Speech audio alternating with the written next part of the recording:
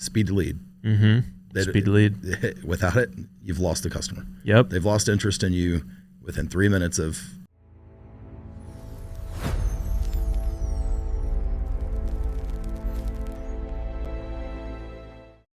He gives away American flags. I don't think he cares. His tattoos that say, "I am the biggest Republican that exists." Pretty much. I only shoot for my avatar. I advertised me. Yeah, so gimmicks. We're just talking about gimmicks. You give an American flag to every customer that you work with. That is the coolest thing I've ever heard. Thank you. Yeah. Where did you get that idea from? Just thought of it one night, 1 a.m., you woke up, wrote it down? Well, I actually do keep a pen and pad beside my bed. So I roll over and I'll write stuff down in the middle of the night just so I can sleep. Because if I don't, I'm thinking about it. Yeah, dude. If I roll over and write it down, I'm able to get moving. I think that's an entrepreneur thing, man. You probably also have like 17 domains, don't you? Oh, I've got about 70.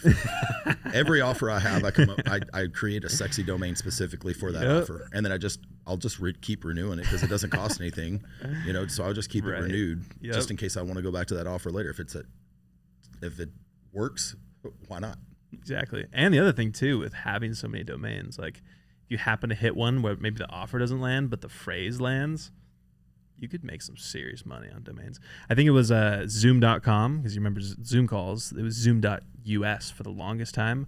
They bought that domain for $3 million a couple years ago. That's crazy. That's insane for letters. for something that's not real. Yeah, it's not tangible. Yeah, I was just talking. I went to like a CrossFit class this morning, and was just talking about explaining to someone who didn't understand the concept of CrossFit. All that it is a trademark word. It's a trademarked word, and they had an affiliate that if you want to have a CrossFit gym, to use that word to get all the people searching for it, you pay a couple $100s a month, and you have thousands and thousands of gyms across the world that use that CrossFit trademark. It's pretty good business, but you obviously have to have the following, and you got to create that somehow. But what's your favorite domain? The latest favorite? Beer and Leads. Beer and Leads? Yeah. I ran my first ever online marketing masterclass to HVAC and plumbers. And so I came up with Beer and Leads, buy me a Bush NA, and I'll share with you everything I know about running social media ads. That's and we sick. Did all that. And then the deliverables at the end was everything from an AI prompt where you plug in your data and what your offer wants, and it'll build you out a landing page on Base 44, Go High Level, whatever. Yeah. We gave a 2-week trial to CRMX away, which is what I'm partnering with Brent Attaway, and then which is just rebranded Go High Level. Right. But, yep. But way better. Yeah. Well, the guys that know how to build it, because High Level is just a box at the end of the day. It's just an axle, but somebody's got to build the car that can actually drive. So that's pretty cool. Wow. That's dude, you're always doing something. I swear you got a new offer every month. Oh, it's every week. I come up with something every week. You got to keep it. You got to keep shaking. Plain and simple. If you're not throwing stuff at the wall, how do you expect anything to stick? It's a fair point. It's a fair point. Yeah, and we were talking about meta ads too on some of the new updates, which are very creative focused. And I have heard more people disappointed in the new updates. But I agree with you. You are excited of the new updates because the more creative you have, the better it is. And the reason most people are disappointed is because they're lazy and they don't like to make content. And when they do make the content, they're probably still trying to run it the old way and do individual ads individually. So each one of those ads are spending its own dollar versus throwing it all into one, rewriting your ad 10 different ways, writing your titles and your call to actions 10 different ways, and just saying, let it run. Yep. I put seven sticky pictures, so square, long, vertical, and they're all different. None of them look the same. I used to run, before the Andromeda update, was the same photo with 3 different layouts all across, or the video with 3 different layouts. Now I have it where I've got 2 videos, completely different videos, same offer, completely different video, and then same with all the ads. They're all different shapes and sizes, different backgrounds, where I'm at, different colors, the whole 9 yards. Because again, everywhere, I just want them to see the name. Yeah. And if they see the same looking ad every time, they're just going to scroll by it. Right. But if it's different, to me, I just run everything in one ad, and I still only spend my $65 a day, and that's all I spend. Mm-hmm. And it gets me 5 to 7 leads a day, and that, like, in my world, that's cheap. Yeah, crushing. That's crazy, man. Yeah, and you have a unique perspective on your HVAC company, because I feel like most people, they get excited about a particular business, a niche, HVAC, roofing, windows, whatever it happens to be, and they say, all right, I'm going to figure this thing out. I don't know anything about business, but I'm going to do it. They go out and they finance a truck, they get a wrap, they get a website, they get everything they need to start their business, and then they say, all right, where are the people? And then nobody shows up because they're not doing anything. They're not shaking hands. They're not having conversations. They're not running ads. They're not doing content. And then they learn marketing through that process, or they should learn marketing, or they find someone like you or I who knows marketing who can help them. You have a unique perspective because you came from the marketing world and then started this business afterwards, almost as like a, you know the industry so well, you're going to do it. Just a little bit different, actually. I owned a CPR, cell phone repair. I owned quite a few franchises. Oh, that's right. You did tell me about that. And then I ended up in business coaching because I'm an action coach. So I ended up in the coaching world.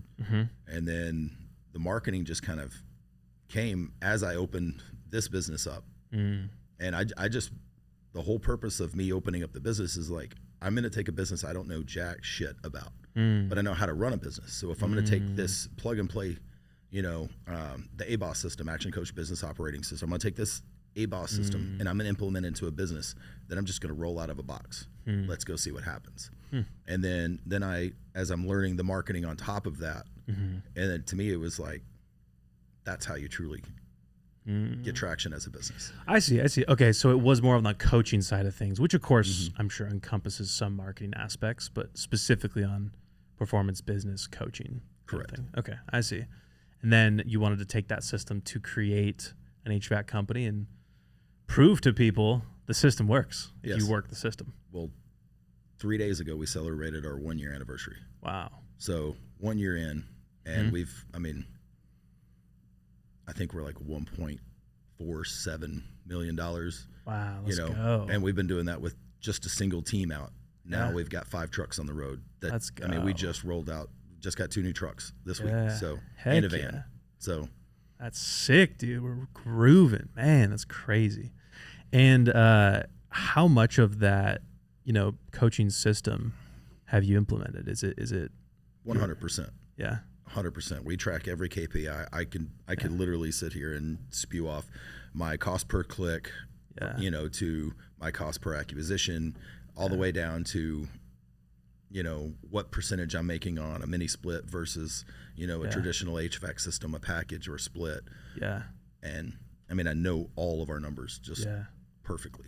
Dude, it's such a big thing too, because like being in a niche like HVAC, where it's just so needed, it's so much a necessity that you can actually run your business and not know your numbers and be decently successful. Oh, for sure. Which is an incredible thing. That being said, you cannot grow your business if you don't know your numbers. This is something we preach all the time, is like, know your numbers. I always tell our clients that we work with, I always say, have your numbers Shark Tank ready. You should always have them Shark Tank ready. Like if you were to go on a Shark Tank in 20 minutes, would you look like a fool talking about your business? Because we've all seen those episodes, Or would they be like, all right, that's what's up. Like, that's cool. It's a good conversation. And it's not even that you might run into an investor, which you definitely might. You never know. But it's just in principle, You want to know where you're heading, and you want to prepare for things, and you want to know what your ad spend is this month, what you're planning for next month. You want to know how many leads you're generating. You want to know what creative has worked. And you're doing all of these things. And so that's cool to hear you came from the coaching side of things. And then so most of your marketing education has been in the last year. Yes, 100%, wow. Without a doubt. Yes. That's crazy, man. Would you say you're a pretty tech savvy person before that year, like a year ago? Yeah, no doubt. Yeah. I owned a phone repair business, so I sit behind a computer all day long. I knew the insides. I knew the physical insides and outsides of all the technology. Yeah. And then as AI was rolling out, I literally was like, I'm jumping in today because nobody even has heard of any of this yet. Right. So I've been messing with AI for about 4.5, 5 years now, and truly it hadn't even been, my opinion, market ready until the last like 15, 16 months. Yeah. Before that, it was like clearly everything you're doing is trash. Dude, it was bad. I remember, did you ever mess with, in 2021, we had Google Dialogflow. Do you remember that one? No. Oh, dude, it was so bad. It was pre-Gemini, obviously. It was pre-ChatGPT at that point. And it was supposedly this conversational AI that you could text with, and it would read the text and decide if it was negative or positive, and it was 50-50. It would be rogue half the time, and half the time it'd get it right. Really? And that was revolutionary, you know? It read yes. That's all we're doing. I was like, man, this is crazy. But everyone wanted it, you know? And it's cool to see, like, you know, the guys like us who've been around AI for as long as we have, now we can truly, truly leverage it to its like fullest potential these days. And I even feel like I'm not leveraging my cloud account to its fullest potential, you know? Right. If you don't run out of prompts every day, then you're not. Right? Literally, yeah, I know. I need 48 hours in my day at this point because it's crazy. So I got this book from you over here. This is pretty cool. I was just looking through it, and we were talking about this a little bit before we started. We've had some conversations about this in the sense of, well, first of all, this is badass. You have a book. Very few people on the planet have actually written a book. I know a lot of people that want to write a book. I'm definitely one of them. It's 1.5%. 1.5%. What do you mean? Of the population has a book. Really? Yeah, it's like just a little bit less than 1.5%. No kidding. Well, I guess you're in the top 2%. That's insane. Yeah, I would love to write a book someday, and I will for sure. But it's cool to see someone who's done it, and you want to write another book. I'm writing another book. Actively? Actively. Nice. Very cool. Every day I turn on my Audible notes as I'm riding down the road, and I just blog about my day. Yeah. Just verbally talking to my phone as I'm driving down the road. I do it every day. Wow. So I do the same thing with like my Bible study. I created a custom GPT, and Nice. I have a 15-20 minute Bible study every day as I'm riding down the road. Huh. So, dude, that's sick. That's actually a great idea. you got to think how much, like with my business, I'm always on the road to go meet a client, you know, BNI or something. I'm always on the road. So I could either just jam out to good music, or I can educate myself, you know, learning something, or I can do things that are going to help me in my life every day. Like writing, just journaling is huge. Like I thought journaling would be dumb. I was like, oh, I got to have a little diary like a girl. No, I just get in there and talk about my feelings. I talk about my day, my wins, my losses. And then, you know, and at the end of the month, you can literally just load it into ChatGPT and be like, hey, give me a summary of my month. And it'll literally write a small little story about your month. And you could take that and then you could utilize that and kind of use that as a guideline, especially if you're ever going to write a book about yourself. You're going to have all these different specifics, and they're like fresh, like because it's taking it right from your mouth and putting it into basically a chapter of your life. Like every single day, your a page of your life turns, and it gets small. You know, less pages. You know, the more a day pass. So, wow. But that's a really cool way to do it too. It's just very, I mean, it makes it simple to actually get it out and get it going because life is busy and. You know, sometimes cracking the Bible, at least for me, can sometimes be a hard thing. And, you know, just getting in there and doing what you need to do to get yourself spiritually fed, to get yourself, you know, because everyone has to have some intake and everyone has to have some output, meaning helping the next generation. I know you talked about, you know, some of the people that you coach and mentor and some of the blue collar folks in the blue collar space that, you know, you help all the time, which is such a cool thing. And I feel like that both gives us life when we help the next generation or help, you know, someone who's not as far along as you have been in certain areas. But at the same time, I've also met people who do coaching who don't feed themselves the right things. And it's a very important aspect of it. We built I actually built a AI kind of an agent that is for Bible studies. It's called BibleYap, BibleYap.com. And it essentially, because I was thinking about the Bible and AI and how you can integrate the two. You got to be really careful, you know, that you don't want to put the Bible and then AI in front of it, and then you read from the AI or listen from the AI. And so what I built is it listens to your conversations in a Bible study. So anyone who's talking, it listens, and then it will automatically pull up. So it essentially just indexes verses for you. Because I don't know about you, but in Bible studies, there's always page flipping and people are trying to find verses. And I can't remember what verse came from where. But when you reference a certain thing, what if the verses just came up and you could easily reference it and read it from the actual version that you're reading from? So anyways, I threw that app together just to try and build a Claude agent. And it works actually pretty well. That's good. Yeah, check it out, BibleYap.com. I will. But this is cool. So this is your first book. You've got another one coming. This one, you were telling me, seems specifically for business owners who are, I don't want to say lazy, but maybe I should say lazy. It's not. It has nothing to do with lazy. In my opinion, it's for the wrench turners out there. Okay. Most of the small blue collar business owners are still turning the wrench. Yeah. They're still swinging the hammer. Right. And when the phone rings, it's ringing to their back pocket, and they're ignoring it. They think they can wait until 7 o'clock at night when they're done to call these people back and speed to lead. Mm-hmm. Speed to lead. Without it, you've lost the customer. Yep. They've lost interest in you within 3 minutes of trying to contact you. If you don't get back to them, you're done. Yep. So absolutely, 5 minutes is the cutoff. You don't talk to them in 5 minutes, and honestly, they might be gone by 5 minutes. Because if you didn't pick up, they're calling the next person, and that person's picking up, and that's your competitor. Yep. Yeah, that's good. I like that because, there's a lot of business owners that they're just very good at doing what they're doing, and there's an entirely separate list of tasks, aka sales and marketing, that they need to be doing if they want to grow. If they don't want to grow, it's fine. There's plenty of lifestyle business owners you and I know that are perfectly happy where they're at, get a few leads, and their business stagnates and stays about the same, and they make a good income and they live their life. That's cool. For the ones that want to grow, which is most of them, these are the things that they need to be doing. I feel like the biggest problem with business owners that want to grow is they don't even know where they want to finish. And you can't grow, you can't work towards a goal when you don't have the goal. Right. More money is not the goal. Right. Yep. You got to have an exit strategy. You got to know, am I building this to sell? Am I building this to pass down and to my kids? So this is a legacy for the rest of their lives. Or you're just doing this to make a few bucks and you bought yourself a job.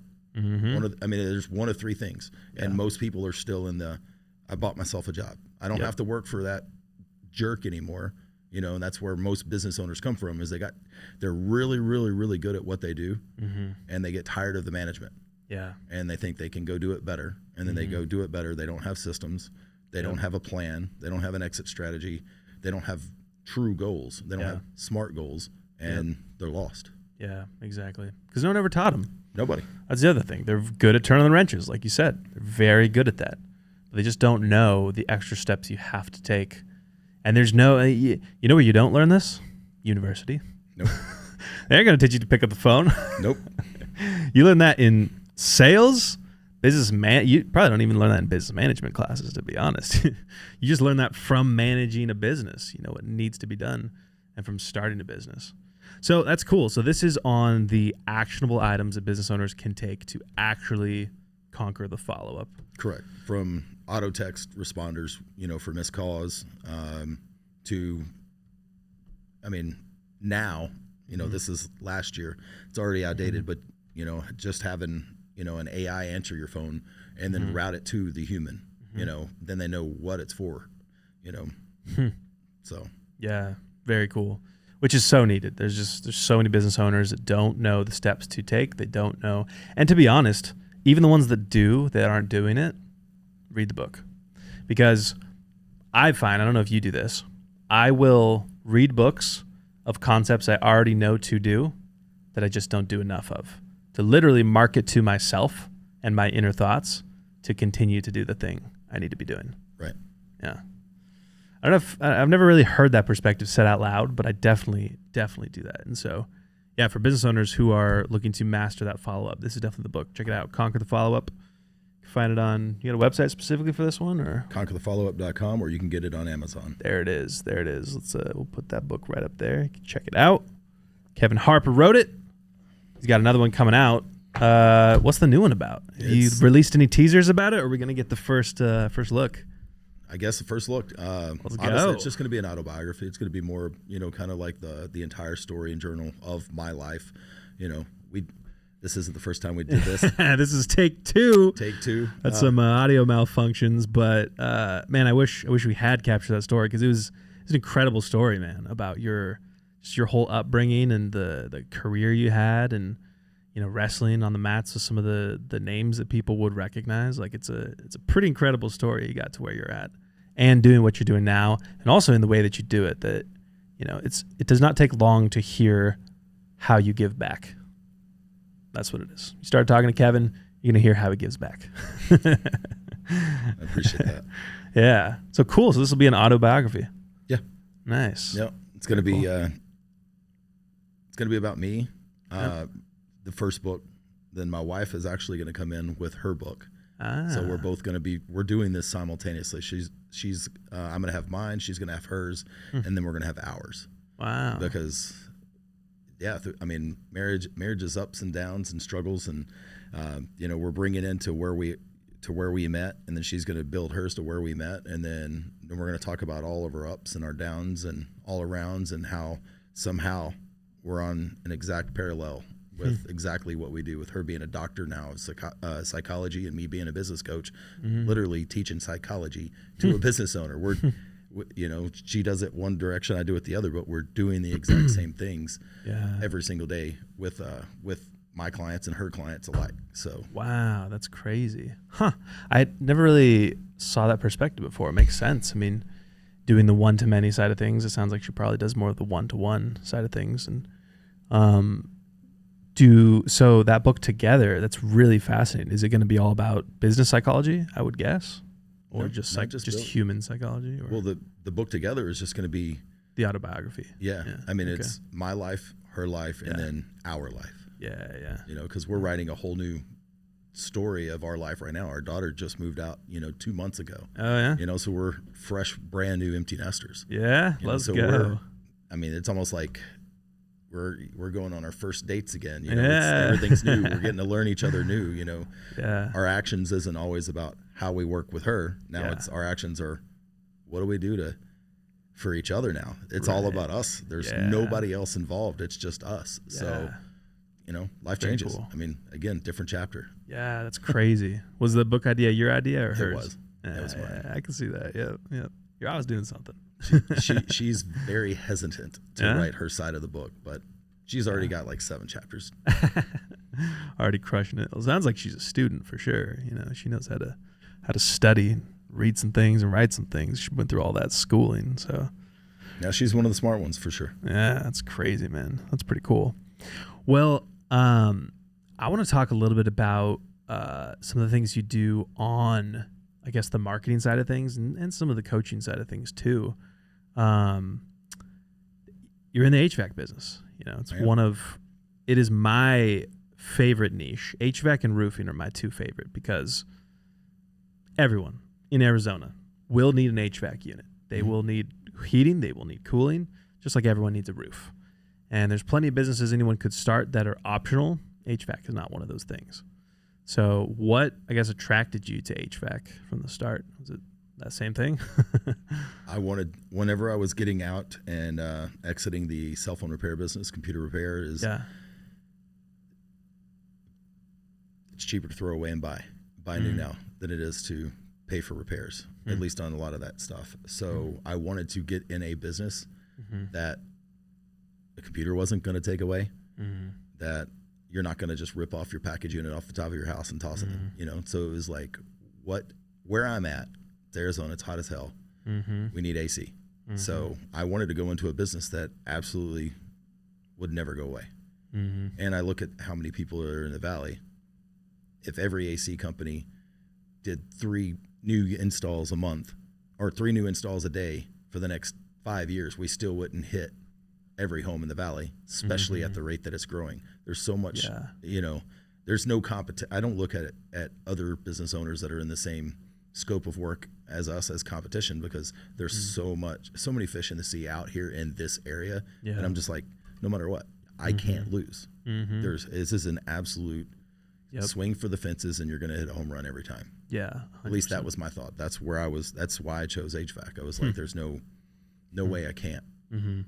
Well, even like the newer houses, man, I've heard of so many friends who bought brand new builds and their AC unit goes out in year 2. Because they're putting the cheapest components. Yeah. Makes sense. Yeah. They're putting the cheapest unit in there that they can plausibly buy, and they buy them in bulk, so they get them even more cheap, and then they're just tossed in. They get a GC out there, and whoever bid the lowest, that's what they get, as long as it turns on day one to sell the house. That's it. That's crazy. So that being said, I assume you'd probably still do more older houses. We do, yeah. It's most of the old ones. What? So now with where you're at in the business, are you doing a lot of the installs yourself? I know you've got a lot of guys out in trucks. I haven't worked in the field since November. Really? Yeah. Wow. So we started this business in July last year. It's crazy. By November, I already put myself out of a job, meaning I put myself in the office running the business and working on the business versus being the tool in the business. Let's go. And then from there, I was just able to start pushing and building systems and everything else. So what did it take, man, for those blue-collar businesses that are watching this right now? What does it take to stop working in the business and start working on the business? Systems. I mean, at the end of the day, you build systems. Yeah. You teach systems. Yeah. And then you have to delegate. And when you can finally understand that, guess what? You're not going to get another 10. You're going to build. You're going to get 6s and 7s, and you're going to build them up to 8s and 9s. Exactly. And then the ones that do happen to hit 10, guess what? They're out the door. They're going somewhere else, and that's great. We always hope for them to make it to that 10, because when they become that 10, they're going to go out and start a business. Yep. And that's great. Dude, I love that. I love that philosophy, and it's so true. So and the problem too is like, you can't just throw money at something like that and hire a 10 and assume they know everything either, because they don't know your systems. Exactly. They knew another company's systems. Not to mention it just might not be a good fit. But if you do, like, the part that I love what you said in all of that was teach. You have to teach and delegate, which to me goes hand in hand. You absolutely have to take the time to teach your people all of the steps, all of the systems, all of the and why, I think, too, because why would you follow a system if you didn't know why the system was put in place? Right. And us as business owners, the reason a system exists is because there was a massive pain before the system was created, and the system was created to never encounter that pain ever again, because we'll never forget that pain ever again, which could have been gifting a client an entirely new HVAC unit because someone didn't do their job, right? Could be, in our case, we build websites, giving an entire website build away for free, thousands of dollars worth of value and all of my team's time to build it. Or, months of subscriptions, things like that. It's like, if you don't do the job right, you make it right to your customers, you pay that dumb tax, right? Or you create those systems, you remove those dumb taxes, you level up and you grow, you delegate. That's cool though. It sounds like you've done that. Everything is a system though. Where you get your swag, you need to create a system. Hey, we go to this website, we click on this. This is the specific SKU of the shirts that we purchase. This is the logo that goes on the shirt. Here are the 4 locations that the print goes, and this is the last 4 of the credit card on file that you're going to use to make the purchase. Everything is a system. And I literally fell in love with Loom about a year ago. Everything that happens in our business is on Loom, from here, this is how you do this. This is, you're in the field holding your phone, you're talking little pieces of it through. And the thing is, when you're writing an SOP, it's like, if you do the Loom and then you write down, okay, this is what you do, this is what you do, this is what you do, you're writing 10 steps that really there was 100 steps there, and you're only giving it the 10, so you're half-assing it by writing it yourself. I like to take those 2, 3, 4, 5-minute Loom videos and then load them into ChatGPT or Claude and go, hey, I want a 100-step system specifically built for this. I need an SOP for this 100 steps. So it literally will write out everything line by line. And then what's really cool is once you have that, you have the video link, because people don't like to read anymore. So you have the video link to actually show them, as well as the people that do like to read. You've got step-by-step instructions. Yeah. And then I just take that and then I build a chat GPT. I build a custom GPT. So if they ever come, hey, I need this, or if I have an office worker, it's like, how do I run payroll? Then they literally just open up the GPT and go, how do I run payroll? Click, boom, there's the video. Here's 100 steps. And everything about your business needs to be a system. Problem is 99% of your business, your system is here. Yeah. What happens when you get hurt? What happens if you die? Who's going to run your business? They're going to come in and try to implement their own versus it actually be your system, because most people don't have a system. And that's the really bad part. Absolutely. So many business owners store all their information in the brain. Yep. Yeah. Or almost as bad on your personal iPhone. The one you got a lock on and nobody's allowed in. Yeah, right? Dude, I talked to so many business owners. And the good thing is like, man, more power to you. You got to step one. But when your business gets to a certain place, it's time to graduate from that iPhone. Get yourself a CRM. He's got one. If you don't, check it out. See if it works for you. And he obviously knows the niche better than anyone. So you get yourself organized in your CRM. Even if you're just one person, I tell people you need to get off your iPhone. You get into a CRM, because when the time comes to delegate, you're going to be in a place where you're so busy, the last thing you want to do is try and manually send someone 179 contacts from your iPhone, because it can't do that. Nope. So that's crazy. So being in the coaching side of things, I mean, obviously you ran the cell phone repair and the computer repair business, and so I'm sure you had like CRMs and things like that beforehand. Is it similar systems to those businesses before, or did a lot have to change? No, everything changed. Yeah. The CRM, I can't remember the exact name of it, but the CRM for the cell phone business was terrible. Yeah. It was great for the industry. Sure. But to utilize something like that in the blue collar world was not a chance. Not transferable. Yeah, it makes sense. Yeah, because you got inventory and stuff like that. You have to, projects. It's essentially probably a project management software, really, more than anything else. So do you use Jobber, House Call Pro? I use House Call Pro integrated with CRMX. CRMX. So I use the two of those. I use CRMX essentially for everything from website to lead capture to automations, follow-up, estimates, payment, all the way down to when they accept the bid. Once it accepts the bid, then I use the other as my field service management. That way customers can track where we are. When we send that, hey, we're 15 minutes out message, it's tracking GPS, it's tracking us, and it's letting them know we're 15 minutes out. Nice. So nice. Yeah, I've seen a lot of folks integrate their CRM with House Call Pro. We have a handful of clients that do the same, and it's very much there's just nothing better, it seems. I think we're 6 months out from being able to have that fully implemented and built in to our CRMX, so then I can get rid of the big box. Yeah. Because the only reason we use it is for the field service management. Really? I want the clients to be able to know where we are, when we're showing up. Yeah. All of that. It's beautiful for that. Yeah, makes sense. That's cool. We definitely need to have conversations when you're in that place where you're going to get rid of it, because I feel like most business owners, if they can, they would use just one system, ideally.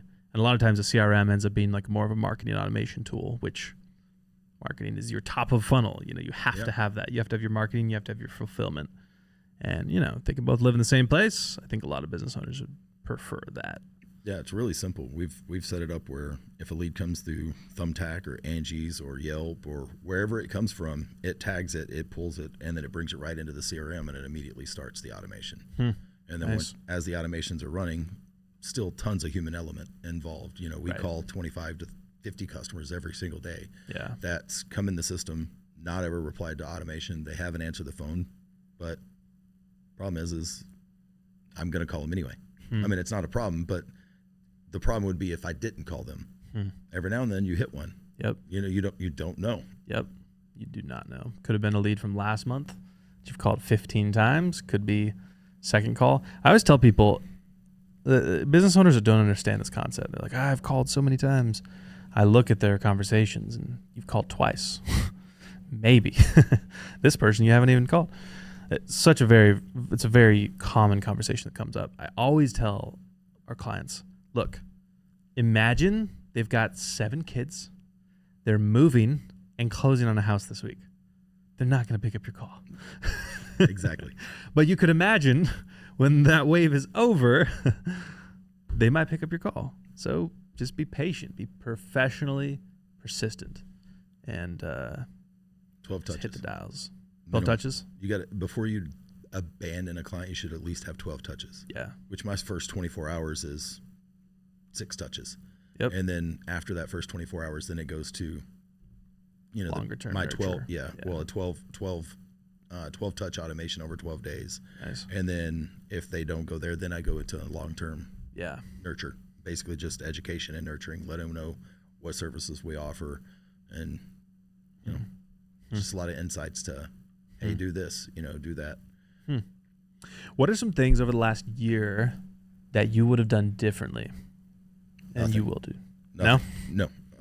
I absolutely love being drugged through the mud and making the mistakes, because when you make the mistakes, I like to polarize our mistakes. Yeah. And tell everybody about how we effed up, Yeah, plain and simple. Yep. Because when it's you talking about it versus other people talking about it, negatives are always going to spread faster than positives. So if you're talking about where you made a mistake, and they're talking about where you made a mistake, what's the one thing that you can do is you broadcast it, and then you show up bigger than ever. Yeah. Because now that all this negative, be like, and in 3 days later, this guy did this. Holy cow, I can't believe it. Nobody's ever done that. I mean, we're going through an exact incident right now. Client lost his paperwork, didn't file his warranty on his he had a 310 mini split for his garage. He likes to tinker on his cars. And we're almost a year in, and the board went out. So I contact the manufacturer. They're like, well, we don't build our product in the same place anymore, so we don't have access to those parts. I said, okay, can we just get a new system for the client? No, he didn't register his warranty. I'm like, oh, because a customer didn't register his warranty, I'm basically getting told to kick rocks. I won't never sell that product again, which is perfectly fine. We broadcasted out, this happened, and then we just went out and bought a brand new unit, brand new 10-year warranty now. We're gonna file his warranty for him right then and there before we ever walk away, which is something we just implemented into our business. That's cool. We're 100% going to file every warranty for them up front. Or we're going to register their warranty, not file the warranty. We're going to register their warranties all up front. That way the customer don't have to. Yeah. I don't want to leave them a reason to be upset at us later because they forgot something. So we're just going to do it for them. White glove service. Right. But nevertheless, now he's going to have a 10-year product versus a 5-year product that he bought at the time. So he's got a better unit. Yeah. And he's on the schedule for Wednesday morning. Yeah. And he's like, nobody would have done that. Like, why are you doing that? It's like, because we're not everybody else. Yeah, exactly. It's not a part of our standard. Yeah, absolutely. Yeah, and the other thing too is you give someone great service, they might tell a friend, maybe two. But you make a mistake and you come back bigger than ever, and they will become an evangelist for your brand. That's when they actually become a customer. Yeah. Before they're just a shopper. If you go into Target one time and you buy something, it was the worst experience, you're not going back to Target. Yep. But if you go into Target and they were super helpful, super clean, quick checkout service, you're not having to do the manual, which you do nowadays, but neither here nor there. But say you had like the best experience. Yeah. Then you go back again 3 days later. Yep. To buy more toilet paper or to buy dish soap. And that's what happens. Honestly, until you have somebody in your system 3 times, they're not a customer. They're literally just a shopper. They've been there, but you haven't wowed them yet.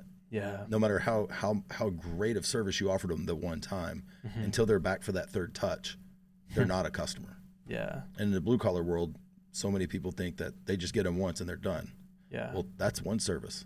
Yep. You offer more than just this one thing. Yeah. So you installed this. Now what about maintenance? What about service? Okay, but what about plumbers? Okay, so you don't do reverse osmosis. You don't do water softeners. You don't do, you literally changed a drain in the bathroom. Why not be able to offer them other things? Now you get them in 2 or 3 times, they're customers for life. Customer is for life. Yeah. Where somebody that's in one time and out, they're just shopping. Yeah, absolutely. And a lot of people just don't think that. Yeah, yeah. It's very. It's also. Talk to me about. I'm curious about like the maintenance side of things, like maintenance plans wise, and because because plan presentation is some of my favorite marketing to talk about. 3 plans. There's a reason you put everything where it's at, and you're obviously a very intentional person. How do you set up your maintenance plan offer? We only offer maintenance to units that we've installed. Okay. So we're building our maintenance and service side up slowly. Yep. That way we're not having to have a maintenance crew running 24/7 because maintenance does not make money in the business. It's great for cash flow and revenue. Yeah. If you're going to sell, it's great. Yeah. But starting off in your first year of a business, it's not good. Yeah. So every unit that you install, you offer a maintenance plan. We do a twice a year maintenance plan, and it's $300 for the whole year. We come out twice. We'll run 16-point inspection. We'll print you out your PDF. If your coils are dirty, we're going to clean your coils, and that's it. And it's just rinse, wash, repeat. But when the business slows down in the fall and spring, that's when you're running your service calls. So everything else is, but that's how we honestly. That's just our only approach to maintenance right now. Yeah, because we just don't have that side built to scale. Sure. Yeah, which makes a lot of sense, right? Business slows down. That's when you can schedule all the maintenance and take care of those in the nice part of the season out here in Arizona. Think of it from this perspective. If I was just offering free, a lot of companies are offering during the fall and in spring, they're offering free maintenance plans. Get ready for summer. Hey, get ready to turn on your furnace for winter. We'll come inspect it for free. Well, nothing's free. They're there to upsell you something. Yeah. Okay, so we don't do that free offer. We're not going to go inspect to sell you 6 things you don't need or didn't know you needed. It's just not part of our plan. And then second is, now you've inspected it, you gave them a clean bill of health, you tried to upsell them, they didn't buy anything, so you spent an hour and a half, at a house, you got nothing back in return, you just provided a free service, you're not making money, you're losing money, and then 3 months later, something happens to that unit. Well, you said it was good. What did you do to it? It immediately becomes the last person that touched its problem. And then now you got to show up to fix something that they are going to force you to fix. If not, they're just going to completely just run you through the coals. Yeah, it's just today, everybody's keyboard warriors today. It's just how it is. So I avoid that by not offering those free offers just to get people, just to get names in the Rolodex. Yeah, a lot of people do. Great for them. If it works, awesome. Yeah. I just don't look at that as a viable option for us. We're doing 60 plus installs every single month. So the way I look at it is I can build my service side on my own customers. Yeah. And by the time I've done 1 full year of maintenance, guess what? They're customers because we've been there 3 times. They're with me for life. Yeah. And that's my goal. In 5 years, we're going to have a massive team running full all year round. I'm going to be the company that I don't have to lay off 20 guys in the fall. Go to any of these big guys, they do that. Wow, we don't have to. And that's why they come back around in the fall or the spring right before summer and offering, hey, $2,000-$3,000 sign-on bonus. Wow. Because now they got to hopefully get you back in the system, work, and then they're just going to cut you again at the end of the summer. Wow. Being that it's as seasonal as it is. Yeah. Yeah. Makes sense. That's cool. Wow. Yeah. That's the dream, right? It's to build a team that is understand the systems, have implemented systems, and ideally start creating some of the systems of their own and you don't even know about. That is the ultimate dream. It's definitely a blessing. We've had our operations director has been with us for over a year now, and it's been insane to see, there's some areas of the websites he knows them better than me. And he'll create the systems as well that I might take a week to even learn exist. And it's cool to see that, that someone can actually take what you've started, what you've built, and, cares enough to actually take it to the next level, basically, which is building the team, the dream team. They'll do the job right every time, and if they're not going to do it right, they will make it right, or you will make it right for the customer. Perform and own it. Yeah. So. Exactly. That's crazy. Well, the last thing I want to talk about here before we wrap up is you've got an event that's coming up here in a little bit. Tell me a little bit about it, because I know you had You had a previous event. It was over 100 people, I think you were telling me. 300. 300? Yeah. Excuse me. Yeah. Over 300 people that went to your last event. Correct. Yeah. It was right over here in Chandler, I think you were saying? It was at the Forum, now the Vibe, over now in Chandler. Okay, very cool. And you're doing this again. This is for blue collar businesses. Is this for people who, do they have to have a business, or if they're thinking of starting their blue collar Anybody business? that shows up is more going to be welcome with open arms. Very cool. But it's geared towards blue collar business owners. Nice. Not necessarily the employees, but owners. Very cool. Okay. So last year we rented out the entire building for the full day. So it was everything from lunch to happy hour afterwards, the whole nine. We had 8 speakers that day, had 29 sponsors of the event. Wow. And we call it the Boss Conference Business One-Stop Shop. And the reason we call it that, because every sponsor at the event has a service or a product that they can offer us in the blue collar industry. And if they're not offering a B2B to us, then they're like, I wouldn't accept just so-and-so just because he wanted to sponsor and get his name out there. It wasn't about the sponsorships. It was about being able to provide value to the people in the room. They get the value from the goal is have them leave with some sort of value. Right. They're not going to get it everywhere. We had 4 breakout rooms, one that talked about SEO, one that was all about AI, one that was social media marketing, and then I can't remember the other one, but we had 4 breakout rooms specifically. So during the hour and a half lunchtime, people would go and sign up, and they'd spend 30 minutes in the rooms. And some people would go see 2 rooms, some people would see 3, some of them would hit all 4 of them during that time frame. Wow. And it was just really cool, because every aspect of the conference was to just stack value. Yeah. And hopefully you leave with 1, 2, or 3 BFOs. Blinding flashes of the obvious. So. Yeah, that's so cool. Yeah, and it makes sense too, having vendors in that regard. You're not going to have like the vitamin gummies on the corner. You're going to have people that can actually help them grow their businesses, basically. Which is, dude, that's absolutely incredible. I'm super pumped. I want to go. I want to go to this next one. It sounds like it's going to be quite the event. Do you have the date picked out for that yet, or it's coming up? We're in limbo. Okay.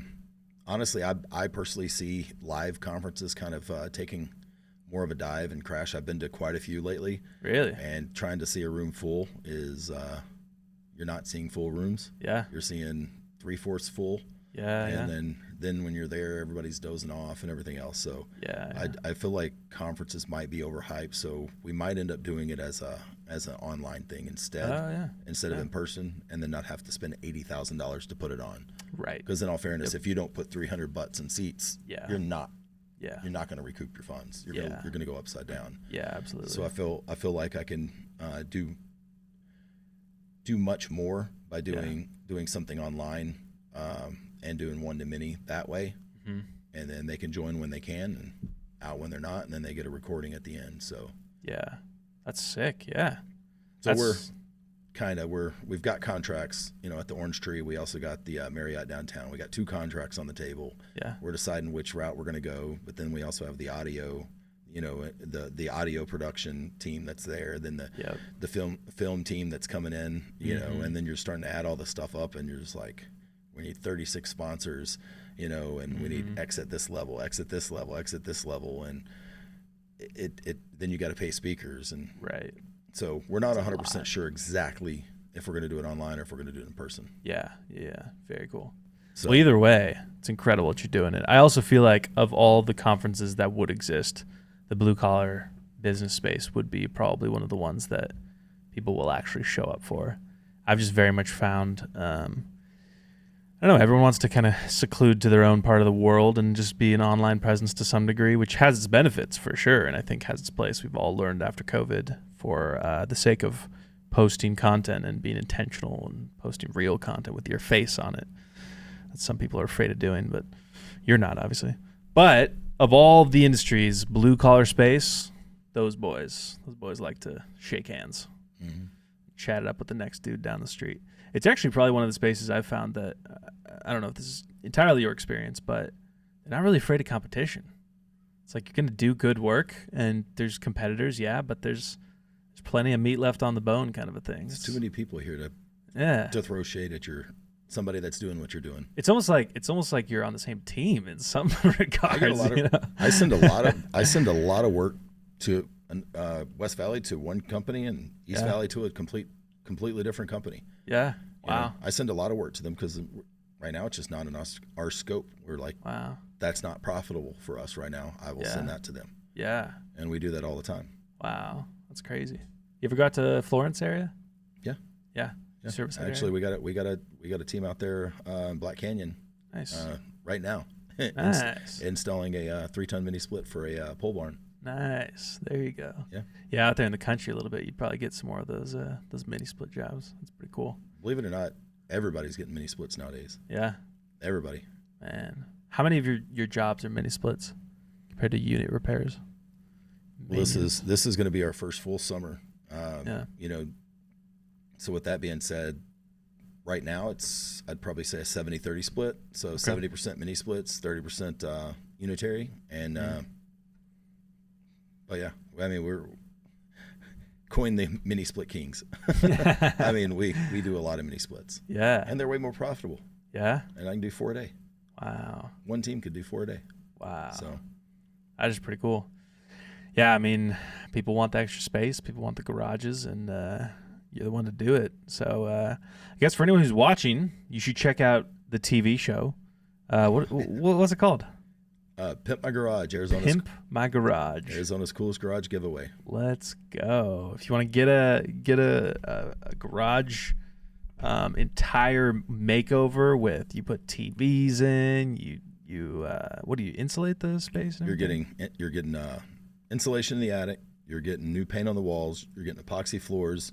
You're getting a custom bar built. You're getting 2 custom cornhole boards. You're getting a 75-inch TV. You're getting a sound bar. You're getting a 2-ton Daikin, and I think that's it. Wow. Yeah. So insane. When we walk away, you will have Arizona's coolest garage. I mean, plain and simple. Watch episode 1 on YouTube. Really awesome. That's sick. So yeah, that's such a good time. Yeah, definitely check it out. That's really cool to see also that like sense of community and giving back, and getting a lot of buzz behind it. And at the same time too, for the business owners that are watching, content is king. And I'm sure you have a lot of people that reach out to you that say, oh, if you do incredible garages like that, could you throw a mini split together for me in my house? Exactly. And it works. Yeah. I mean, plain and simple, you get 500 people enter the contest. You get 3 finalists. You get 1 winner. Yeah. Okay. So what do? That's where Alex Ramosi kicks in, right? Yeah, let's go. You throw that Godfather offer, and you make them a deal so damn good that it's hard for them to refuse. So everybody's a winner. Yeah, you make such a good offer. Yep. And then that just fills your pipeline for the next couple months. Let's go. And then by that point, you're already done episode 2. Like we're in the process of running episode 2 as we speak. Yeah, very cool. Man, that's awesome. That's crazy. And if you're a garage door company and you want to throw in an R19, we need you. That's the only thing that we have left to add to it is to find a garage door company that'd be willing to do it for the exposure. Yeah. And get in. So if anybody knows a garage door company.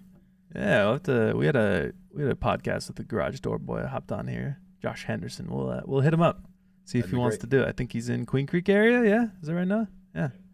I'll see if he wants to do it. If anyone else knows, let us know. Shoot it Kevin's way. He needs to connect with the garage door boys. But dude, this has been awesome. I know we had extensive conversations on your story and everything before, and this one was more focused on the marketing aspects of what you have been able to do coming from the coaching space.